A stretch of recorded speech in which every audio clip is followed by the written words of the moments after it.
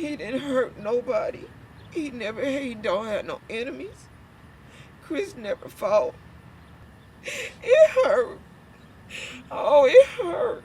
It hurt. Oh, it hurt. It hurt. Usually Chris doesn't work on Sundays.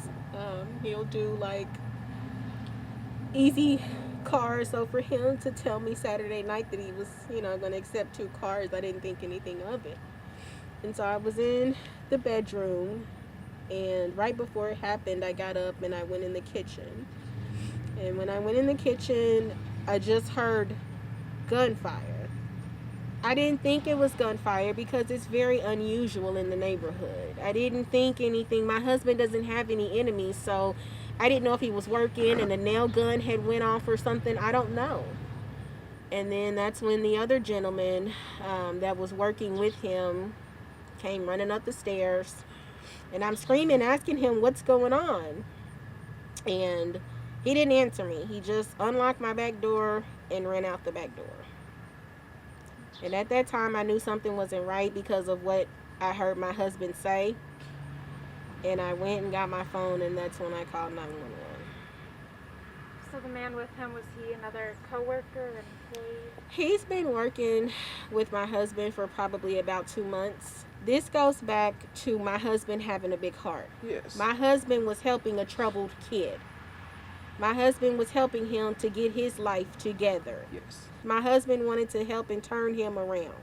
When I got there, of course, the young guy was there. And I kind of looked like, who is this? And he told me it's his friend from high school's son. He wanted to learn how to start tinning and making extra money on the side so he could, I guess, go his way and do his own business.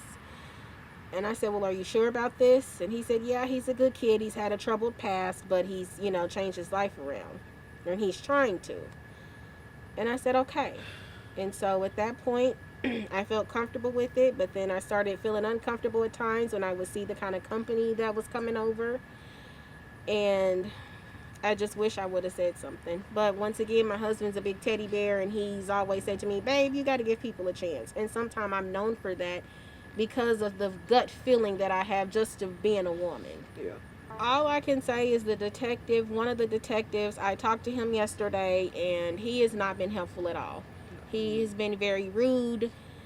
He told me there was some information that he had received that my husband was at a pool party on Saturday. Shut up. And my husband was not. I know where my husband was at. We got married September 8th of 2018.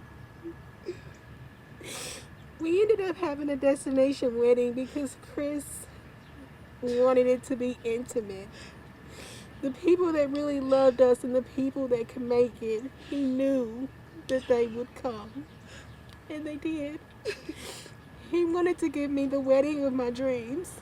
And I had it. I had a wonderful honeymoon. I had everything.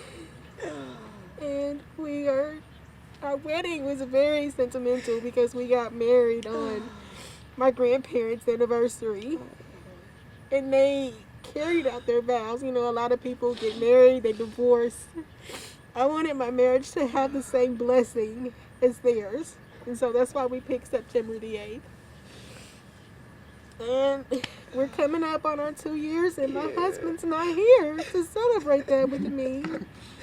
We were just starting our lives together.